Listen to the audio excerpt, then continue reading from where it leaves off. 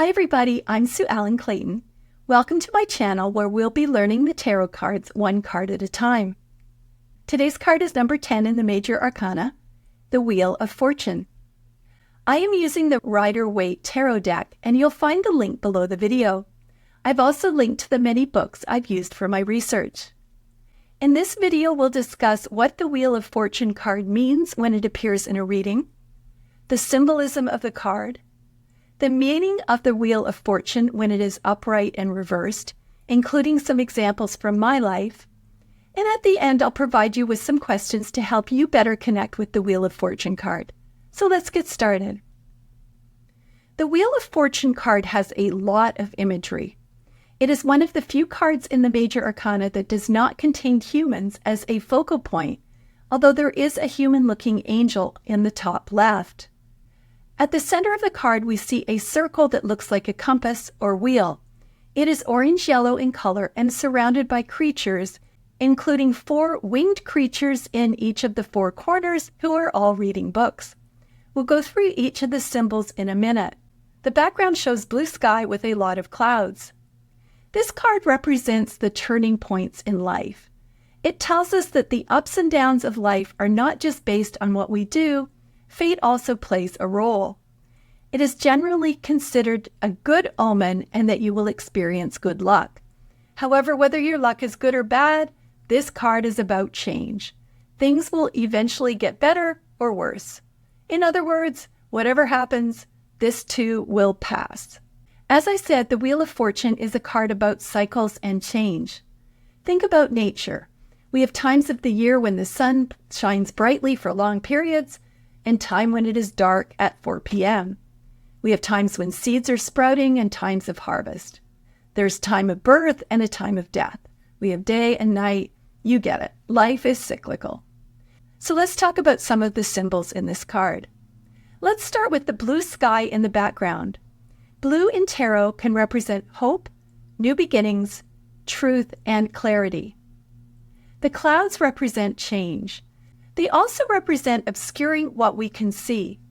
In the Wheel of Fortune, we can see the wheel, but we can't see all the beings that are surrounding it because they are hidden within the clouds.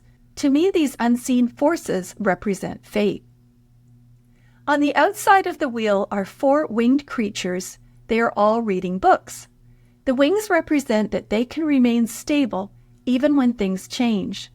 The book is the Torah, which represents wisdom. We see these creatures again in the final card of the deck, the World, which is card number 21. In the World card, the figures on the corner are no longer reading and only their heads are visible. The 4 creatures represent the 4 fixed signs of the zodiac, the 4 evangelists from the Bible, and the 4 elements. On the top left is an angel. This represents man, the astrological sign of Aquarius, and Matthew from the Bible.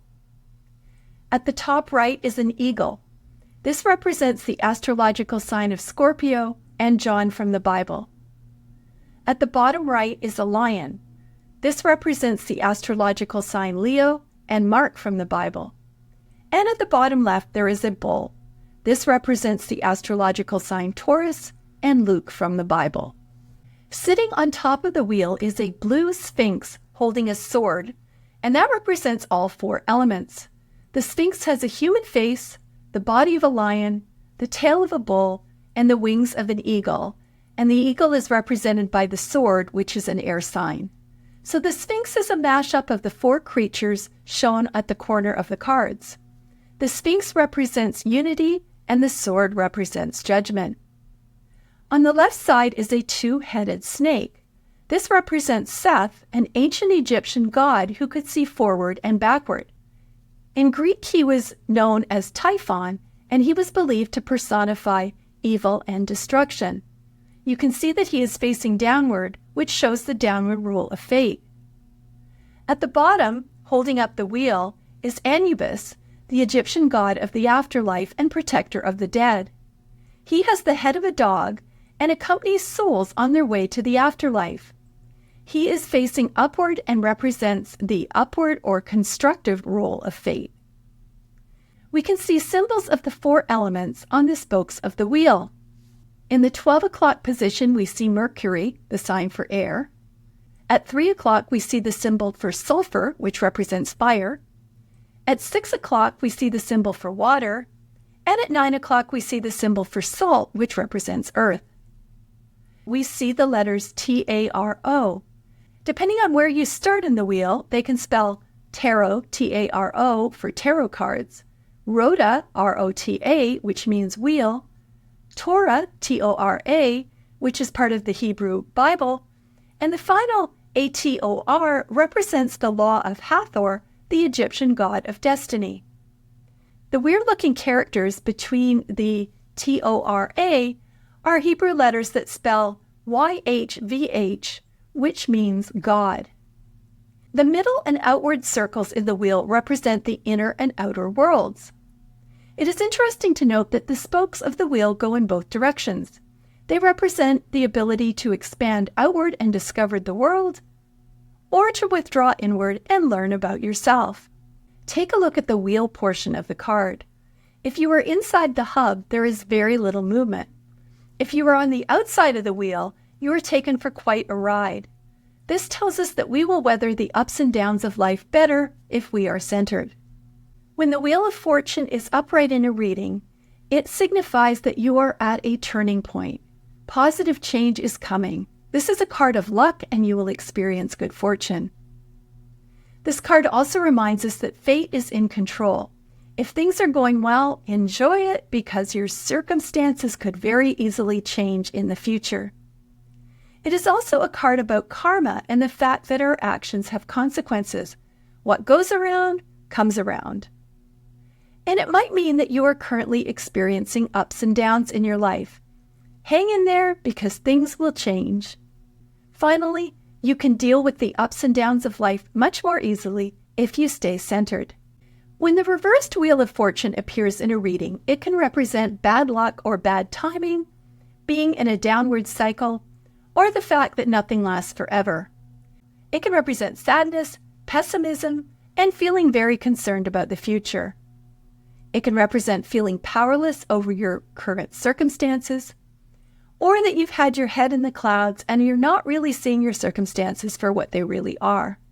Finally, it can be a reminder to be prepared for things to change.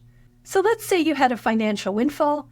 It reminds you to put some money away for a rainy day because your circumstances may change. Both the upward and reversed position of the Wheel of Fortune basically mean the same thing. Life is cyclical. What goes up will come down and vice versa. A good example for me is the stock market. Thankfully, I don't have a vast fortune tied up in stocks, but the stock market still drives me crazy. One of the stocks I own lost 2/3 of its value. What do? Is it going to go down more, or is it going to start going up? I think of the Wheel of Fortune whenever I look at my stocks because it tells us that nothing is certain except change, and in some ways that's kind of comforting. So how can you connect with the Wheel of Fortune? Here are some questions you might consider answering. Number 1, how do you view change in your life? Do you feel that your actions contribute, or do you believe that the outcome is governed by fate? Number 2, are you at a turning point in your life? What changes are you making? Number 3, what natural cycles have you noticed that keep repeating in your life? For example, I'm filming this the second week of December where it is dark just after 4 p.m., plus it's freezing cold. Personally, I'm doing a countdown to the winter solstice when it will start getting light again. Number 4, think of a negative change in your life that ultimately led to something positive. I mentioned in an earlier video that I tore my rotator cuff and have spent more than a year in physical therapy. The only upside, so far, is that the exercises they've given me have improved my posture, which has actually resolved some aches and pains that were unrelated to my shoulder injury. Number 5, think of a positive change in your life that ultimately led to something negative. I have a friend who got a job of a lifetime. It was the culmination of everything they had worked for and they thought they wanted, and I have to admit I was more than a little bit jealous. However, it didn't take long for them to realize that the workload was far higher than they had anticipated. The job of a lifetime ultimately took a huge toll on their health and their family life. I'd love for you to post your answers to these questions in the comment section below. And then please join me for the next video about card number 11, which is justice.